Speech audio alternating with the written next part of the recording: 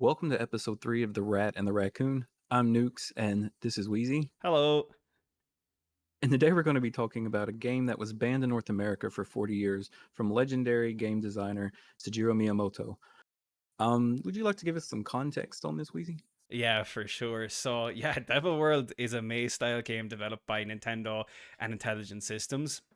It was released on the NES in Japan in October 1984 and in Europe in July 1987. However, as you just mentioned, it actually remained unreleased in the United States until 2023, and more on that to come a little bit later.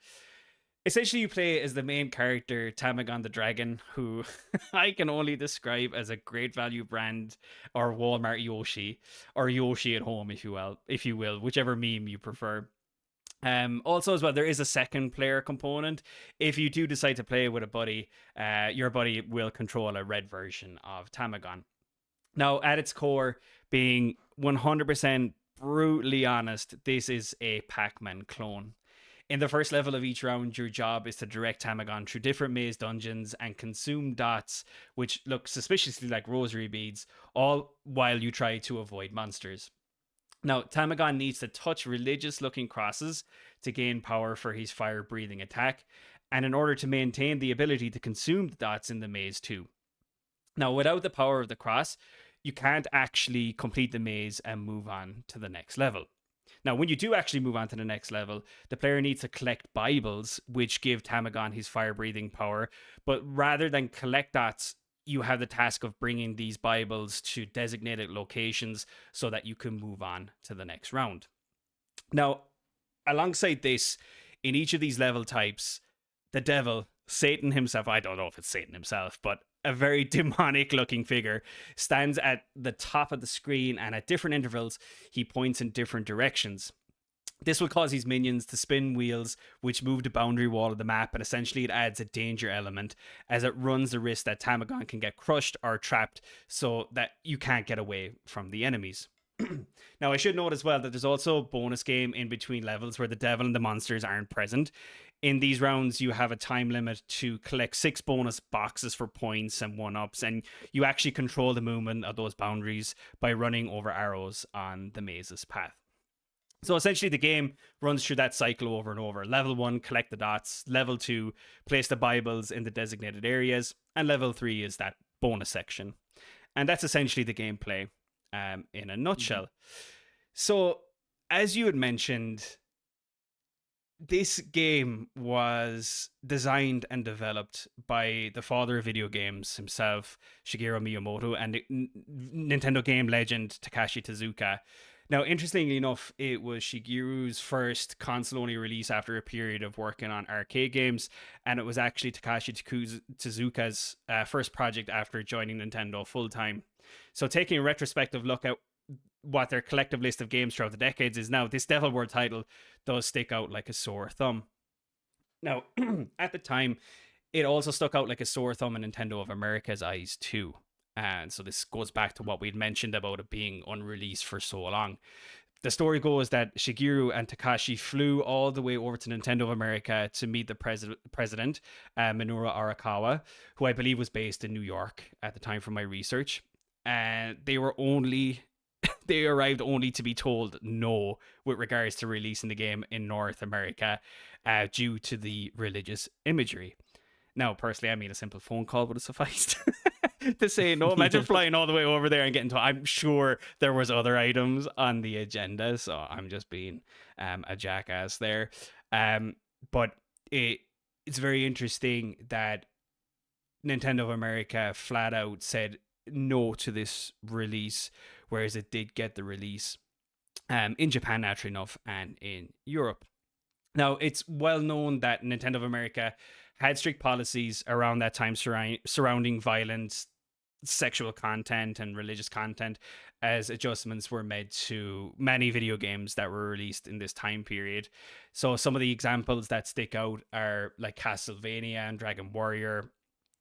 There was like crosses removed from headstones and tombstones and coffins.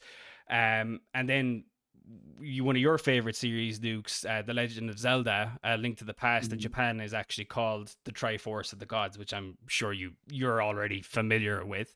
It mhm. was renamed because the word God didn't fit the policy at the time.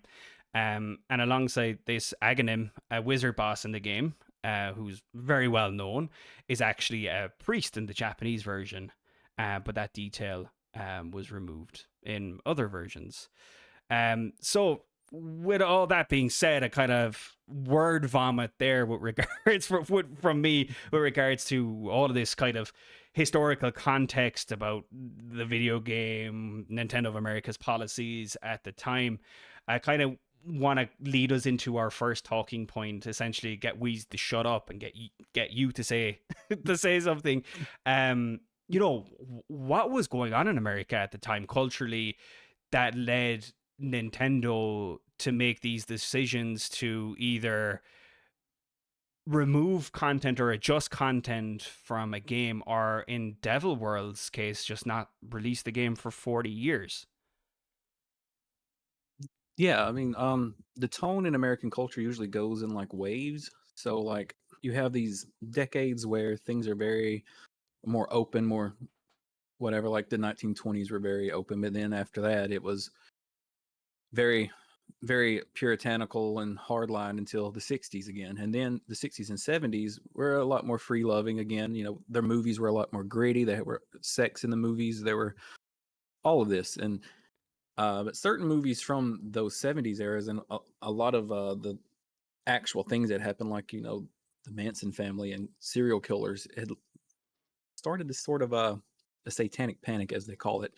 It started at the end of the 70s, mainly from like Rosemary's Baby and The Omen, and like I said about the serial killers and things. People, the American public was really like, "Is this something that's really going on?" And it was really fueled in the 80s by Dungeons and Dragons. These people were thinking kids were summoning demons in the basement. You know, it's wild.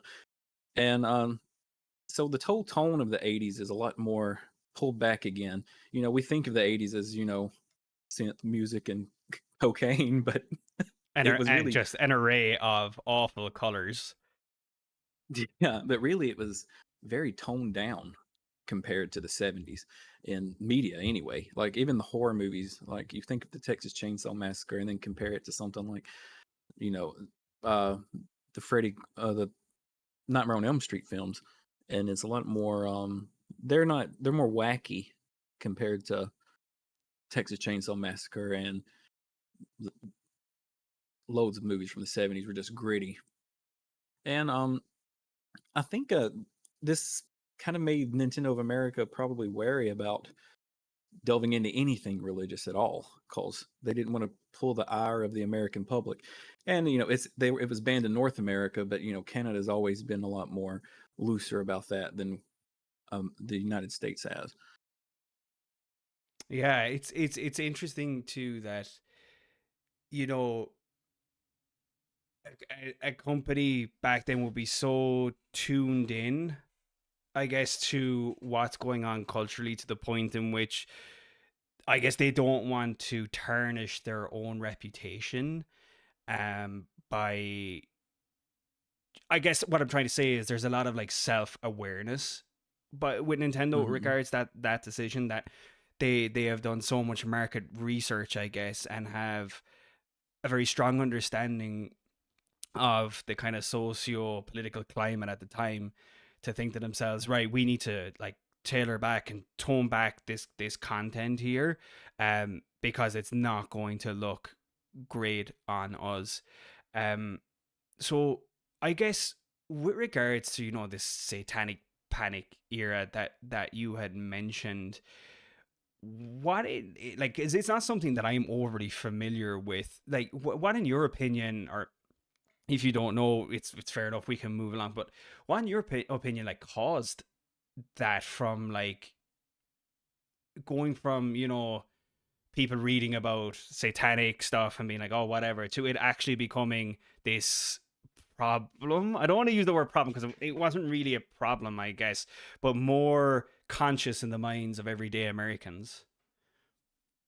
Well, I guess people always point that, you know, America is always sort of we were founded by puritanical, but they were the Puritans is what we called, and there's a little bit of that still in us.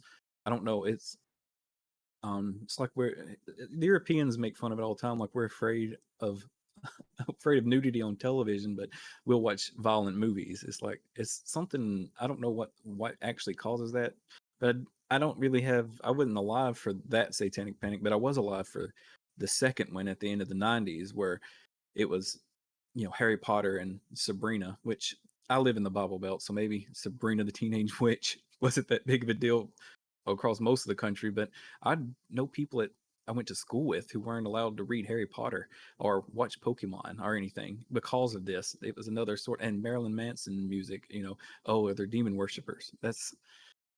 It came back again. And the '90s were a lot more looser than the '80s were. It was reignited. I'm not sure why we're like this, but we go in these waves in the United States, and Canada's always swept up in it because you're next door, So That's mm, fascinating, dude. Like we back in Ireland, right?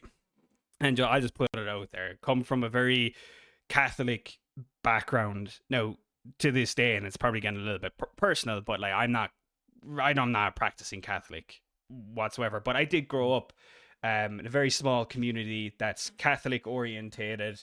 Um, I was an altar boy at one point, just to kind of give some context. But growing up, dude, never a single case of people getting fucked off over Harry Potter or people getting fucked off over Sabrina the Teenage Witch. The only time we get fucked off over Sabrina the Teenage Witch was if my father wanted to watch something else on television while we were in the room watching that TV show. He'd be like, "Turn that shit off. I want to watch sports or whatever." Like that's the extent of it. And we never had any once again, I'm talking about my localized kind of area. There's always going to be subsets of groups that to this day, be it in, like you mentioned, there's those waves and periods of time where things are cool in the gang, but then there's like a heightened level of tension from a social perspective, right? Even mhm, throughout those waves, there's always going to be those subgroups of people that have something to fucking say or have a problem with absolutely everything. But I don't recall like any of that growing up. I never saw protests outside of like music concerts. Like I'm a big metalhead, right? So back in I actually went to see Marilyn Manson probably around that era that you're talking about, maybe a little bit after. You mentioned the late '90s. This was kind of like early 2000s, which I guess isn't far off. Um, but like I went to see Marilyn Manson and Iron Maiden in Dublin, and in the back of my mind, I was becoming more acquainted with kind of American culture, through additional TV channels that we were now getting in Ireland. This sounds like it's so like long ago, right? But um, and sorry if this seems like I'm going on a tangent here, but it's kind of like in my mind, I had built myself up to being like, all right, I'm going to be going in there with my Iron Maiden t-shirt on. I'm here to see Manson, and fuck all those mhm, people who are going to be waving their Bibles and having their like we call them placards or their signs or mhm. whatever, and they're going to tell us off. Dude, when I got there, I was so disappointed. There was barely a queue of people to get in. Never mind, like a gang of people outside to protest what was happening.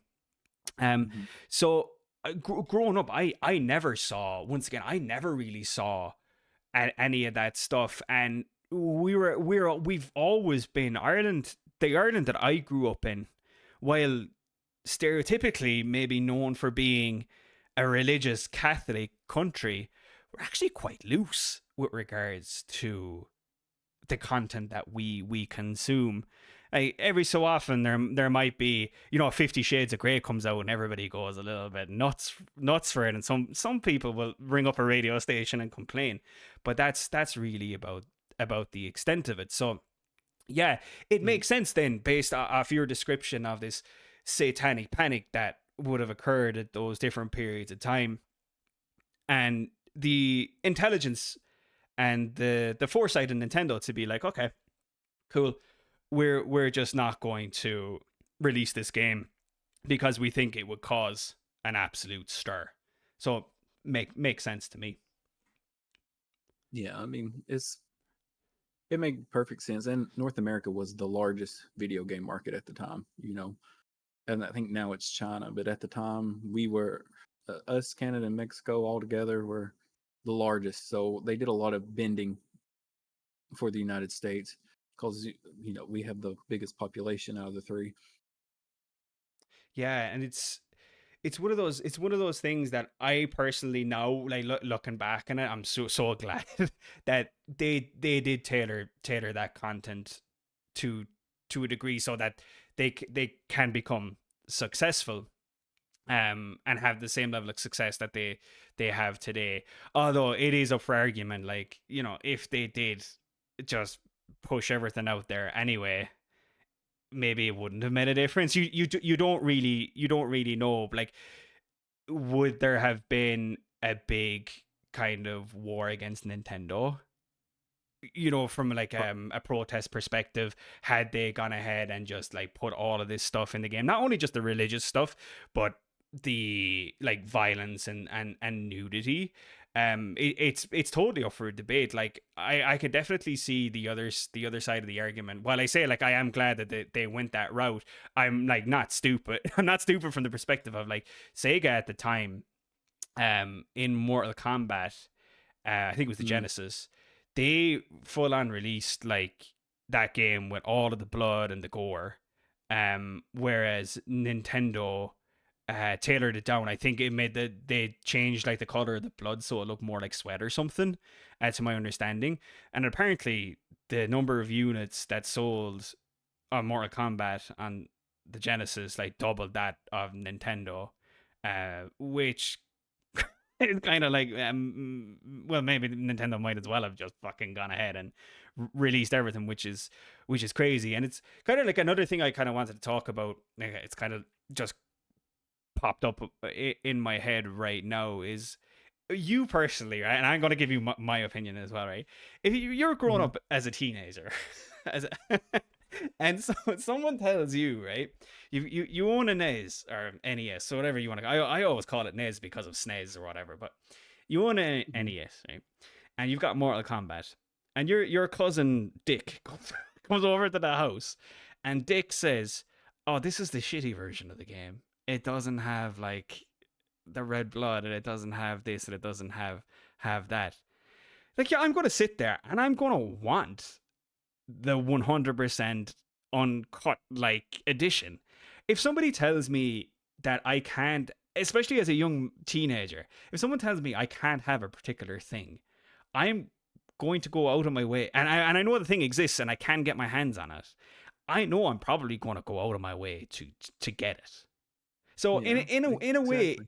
in a way, the censorship, or the adjustments, if you will, do more to create a sense of desire for the games that you can't have. Yeah, I mean, because like my mother didn't want me playing Grand Theft Auto 3, but I played it. I got a copy of Grand Theft Auto 3 and played it. Wait, does she My know? mother wasn't. Does she know? Yeah, she didn't know then. See, oh, this is a fucking perfect example. So you're saying you had a copy, your own personal copy of the game, that you would fucking Yeah, load up at home, keeping one ear on the door and one eye on the screen, just to make sure that, or one eye on the door and one eye on the screen, I should say, just to make Sh- sure that you wouldn't get fucking caught. but she wouldn't have come in like that. But she wouldn't have bought it for me. No chance. So I got my grandfather to buy it for me because he didn't give a shit. I, I like, and it's funny because like those different generations are like, and that's really funny that you mentioned that, because my grandparents wouldn't have been like the most kind of like mobile people, like, you know what I mean. Growing up, they wouldn't be able to go and do things for me. like that necessarily, but I know if they weren't, I had asked them. My grandmother, God rest her soul, would have been all like, oh, 100%, yeah, I get that for you, as long as you're happy. That seemed to be like the mindset of like, oh yeah, as long as it makes you happy. And anytime my parents would have kind of put the foot down about a game or maybe like movies we were watching, because it did happen to a certain extent, like those age ratings do exist for a reason, and I do agree with them, Mhm. um but if they were putting their foot down, and if they brought it up around me in front of my grandparents, and they would expect my grandparents to like agree with them, oftentimes it would flow in a different direction where, why hold something back from them if it makes them if it makes them happy, or if they're quiet, like I think the word they would use is, "Oh, it's keeping them quiet." Like let them enjoy that Yeah. quiet time. So yeah, that's fucking hilarious. Now all I can think about is you growing up in your fucking bedroom playing that game when you're not supposed to be. Were you like shitting yourself every time you'd load up the game, or were you kind of like, fuck it, like I can just turn this off, it's not going to know any different anyway? I could just pause it, and I wasn't really worried about it. It's just she wouldn't have bought it. She didn't come in and just like monitor what I was playing or anything. It wasn't like that. But she would not have gone to the store and bought it for me. That is fucking hilarious. That's fucking hilarious. Um, And she was actually kind of traumatized by Mortal Kombat because we were quite small and she didn't know what it was. yeah, When well, we fuck, got the like, Super and it. Nintendo and Sorry, go on. Sorry. no, we got the Super Nintendo and Mortal Kombat, and my brother did a fatality and murdered my character. I don't remember who, it was so long ago, but she turned it off, and she still to this day doesn't like Mortal Kombat. She clutched her This was pearls. She was like, "Holy fuck!" But to be honest, though, even to this day, like thinking about those fatalities and stuff, they were fucking gruesome for the time. I remember seeing it at my cousin's house, um, and being like, my god, um, this is gory and graphic, but never did it make me think anything to the effect of, I need this because it entices this violence in me. yeah, exactly. Like Not. just the game. Yeah, it's just a fucking game, which kind of like leads me on to another talking point that I wanted to bring up today. It's kind of like, we talked about like Satanic Panic, and you brought up Marilyn Manson too, who's classically been a scapegoat, um or Mhm. people have put the blame on him and metal music or whatever it may be. We all know these different things that get the blame, like video games, like Grand Theft Auto, like everything that we've mentioned so far, everything that gets the blame for inciting violence, um, in younger people.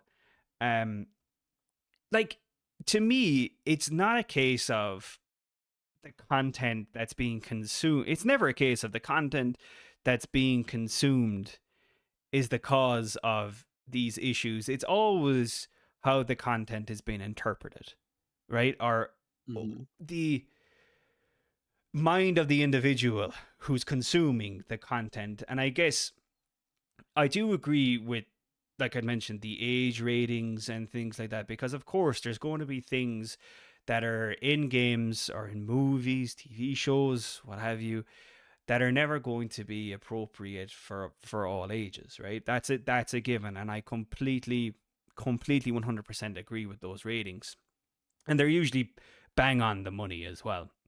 Um, but this whole blaming video games or blaming movies for ill, disgusting behavior of individuals is absolute fucking bullshit. And I think it's definitely one of these lazy notions, right? And hang on with me here when I explain like a lazy notion. In my mind, the problem is deeper. The problem goes right through to education, right? people need to be educated with regards how to consume content and to understand that these are works of fiction, that these are works of fantasy, that these don't necessarily articulate the behavior of a normal individual who exists in society, right?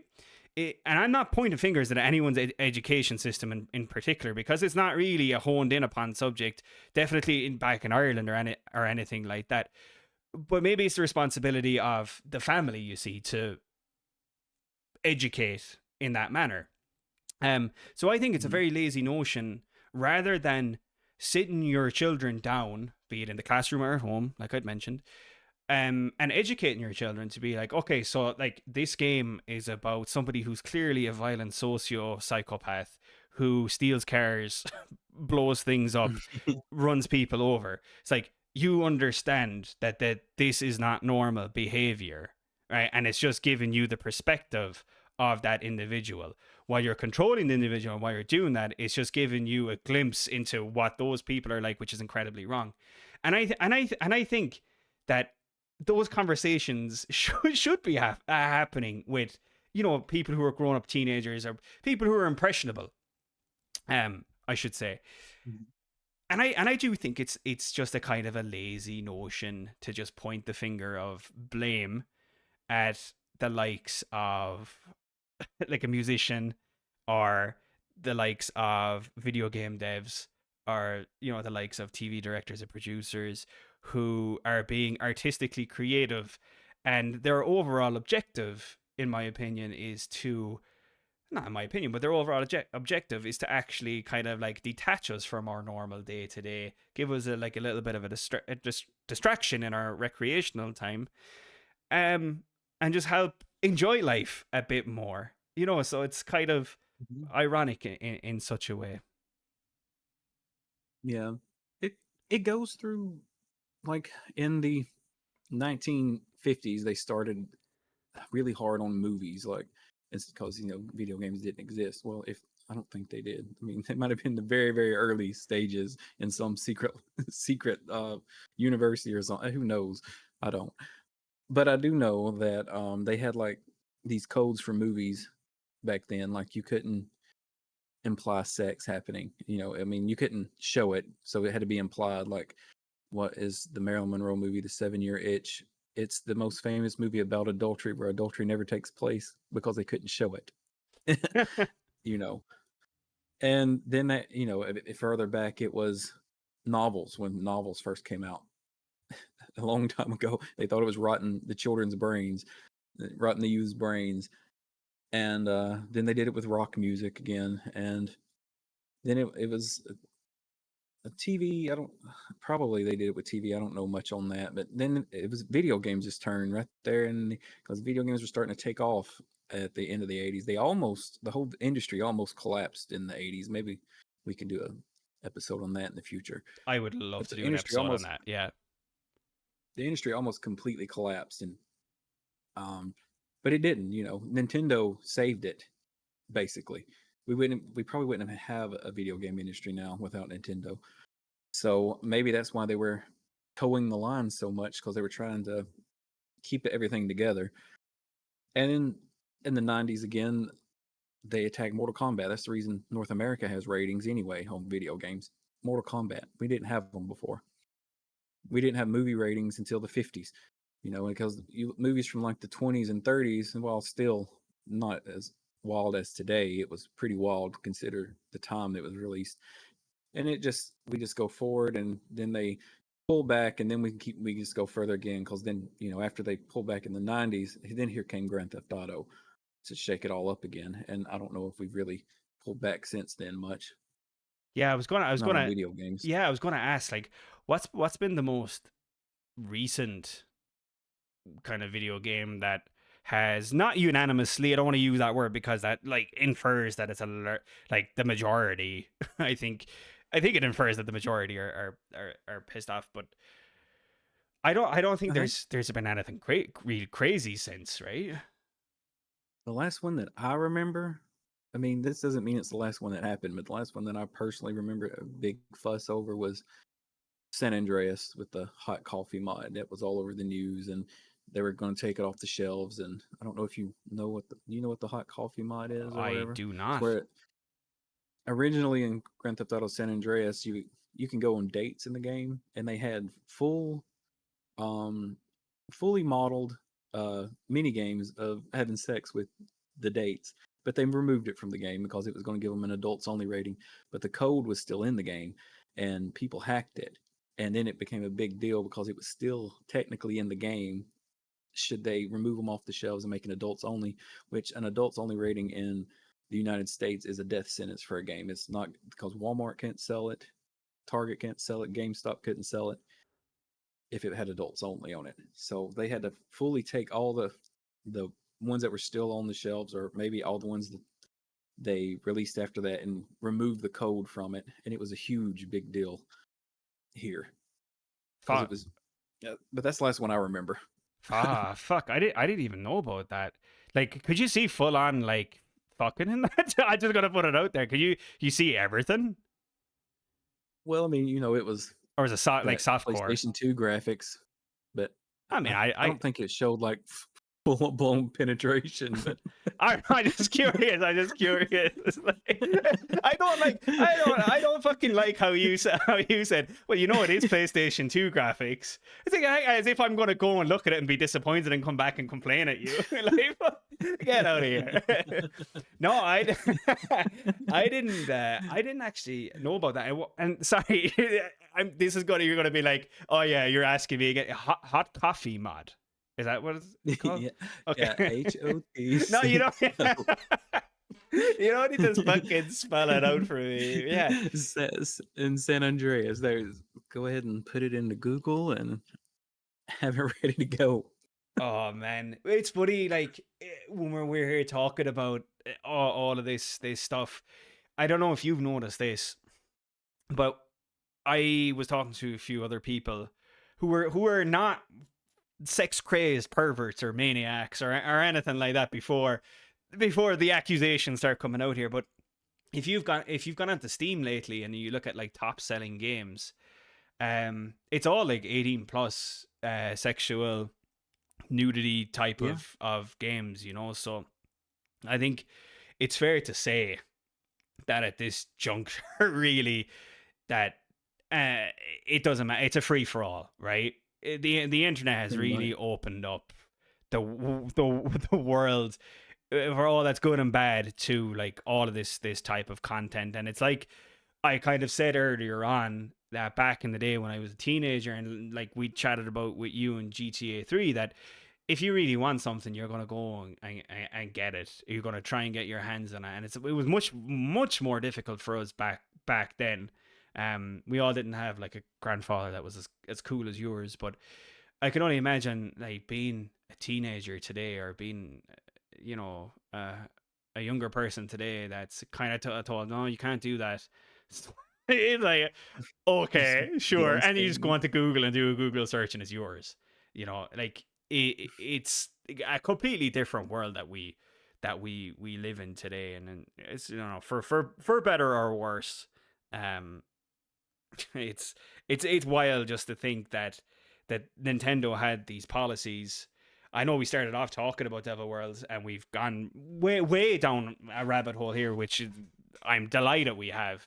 Um, but it's interesting that a game that just had simple crosses and Bibles and a satanic looking creature or a devil at the top of it, when from being unreleased for 40 years, and being like, no, we're not touching this one in the States, to, like, what's the name of that game?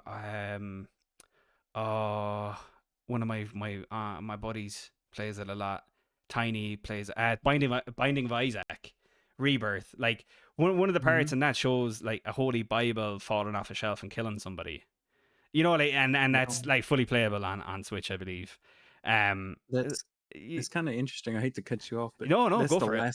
that's the last game that was actually affected by this religious the Binding of Isaac. The Binding of Isaac was the last game that was affected by it, and they censored it, and then they fully released it, and like 2 years later, uncensored. That's that's a weird coincidence that we brought. Maybe in my research, maybe I did see that that was impacted somehow, and maybe that's what led me there. Anyway, it doesn't matter.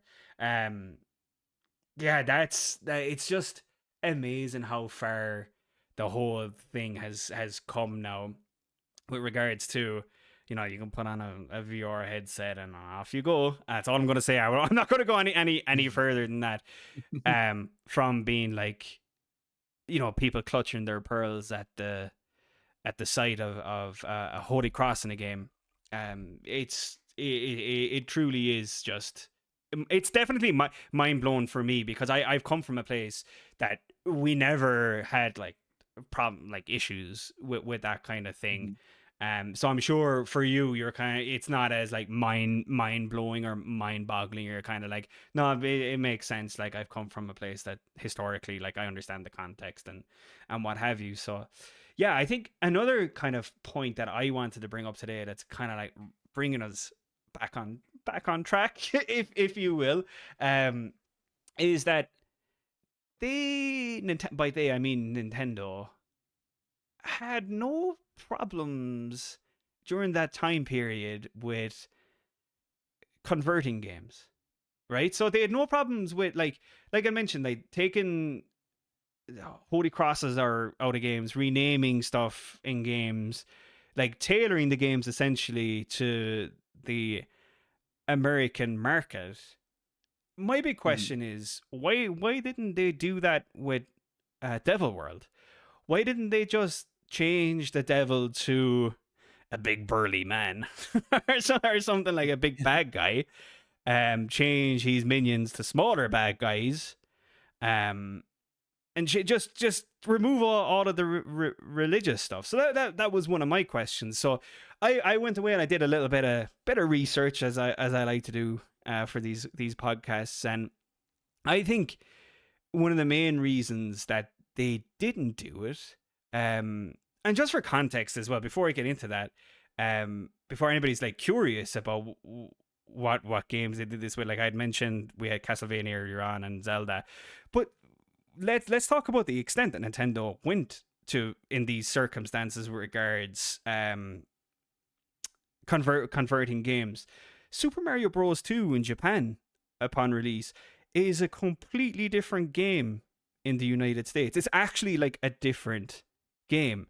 So Japan got Doki Doki Panic, and that was Mhm. converted into Super Mario Brothers 2 for the US market, because the game was deemed too difficult for the United States. And anybody's curious what that game actually is, it's referred to now as the Lost Levels. And that was my first Mhm. experience with it in what was it, All Stars? Is that the Yeah. yeah, Yeah, yeah. that's what it was Was in. that the first time? Was that the first time it was kind of like released? Um, Um, maybe. I had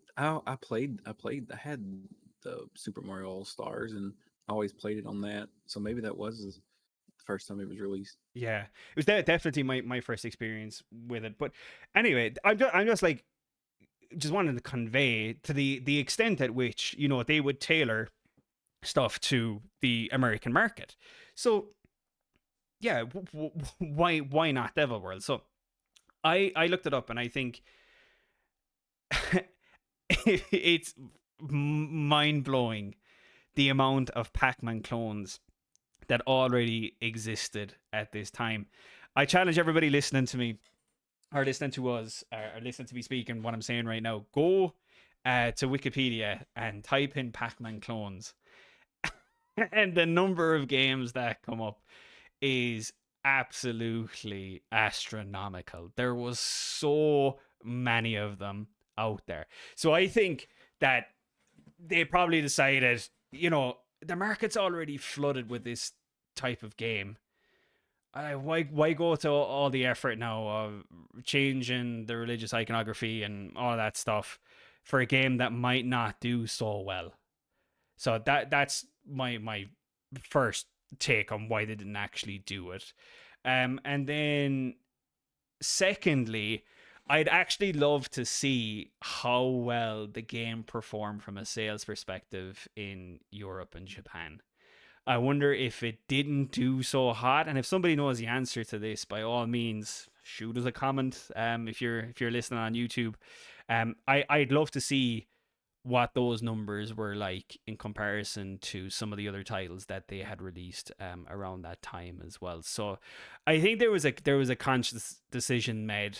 There was more to that initial no that they got when they flew over to the States. I think there was like more behind it than just saying no, no, too much religious stuff, too much that. We're not doing that. I think there's more at play here. Nintendo definitely had a very good business sense, as we've discussed throughout the podcast. So that's kind of like my take on probably why they didn't go to any great extent with releasing it in the States. Yeah, that's pretty much what I come to the conclusion of too. Is like it's the risk was too high and the cost too much to change it when Pac-Man had a hold on the United States. you know, it was like, oh, I'm gonna play Pac-Man or this weird devil game or whatever it would be. It's like, oh well, we already know Pac-Man, and there's Mrs. Pac-Man out now, so why go to something else? That's probably how it was. Of course, I wasn't alive then, so I don't know, but I know Pac-Man had a stranglehold on the United States anyway. This is Pac-Man, Mrs. Pac-Man. I guess this would be Father Pac-Man.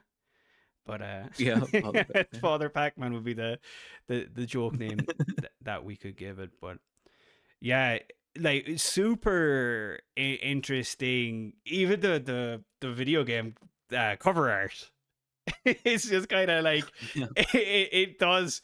Like now that I'm more sitting into the mindset, thanks to your excellent like explanation and description of what life was like in those kind of peak times of like satanic panic and stuff, as somebody like now with that insight looking at the cover art, you see this devil, I think he's looming over a globe what looks like the world, and you see somebody like holding a cross as if to say the power of Christ compels you.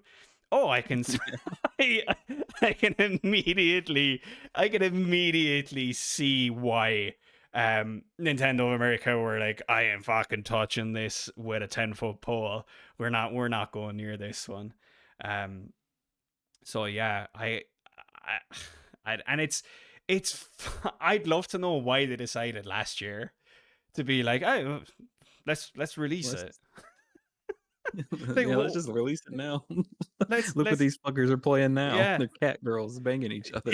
Yeah, I guess it's like we've got nothing to lose here. Let's see if we can, reclaim some of that initial cost back in back in the 80s when we devved the game the first time, and see if we can like get some of that money back in our pockets. But yeah, no, I super enjoyed this discussion with regards to Devil World.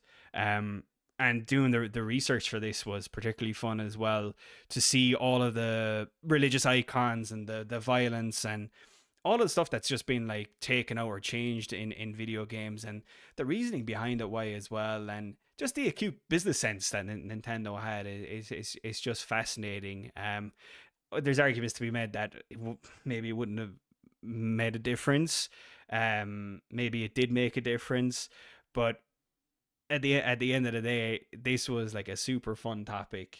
And I'm kind of thinking maybe we should do more of these kind of deep dives into maybe like censorship as a whole, within video games, and maybe do a real more kind of larger look at specifics in particular video games too, if you'd be down for it.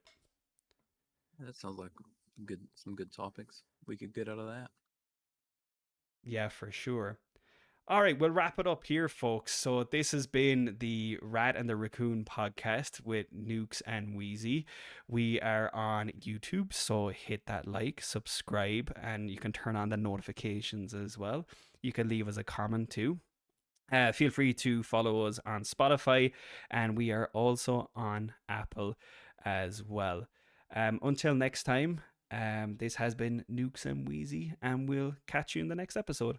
Bye. See y'all.